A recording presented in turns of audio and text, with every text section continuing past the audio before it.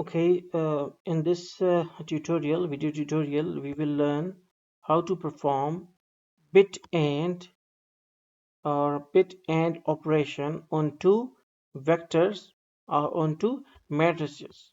So, in order to perform this task, we must know that there is a command in Matlab, that is a built-in command in Matlab that is called as the bit and then there must be a bracket.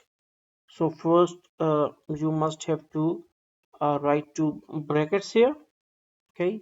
And what these brackets will contain, actually these are the vectors. You can put some sort of binary numbers like 1 1 0 0, and here 1 0 1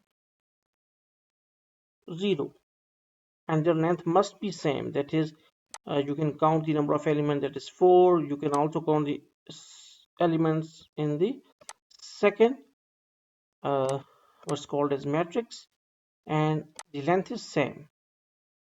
Now what will happen, actually the first bit of first matrix will actually will be AND to the there must be an AND operator between this bit 1 and this first bit.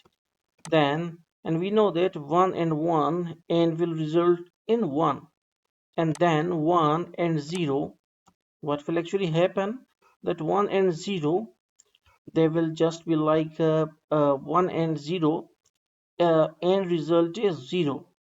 So 0 and 1, that is bit by bit. So 0 and 1 will actually give us the 0, as it is an operator. If 1 is 0, all the result will be the 0.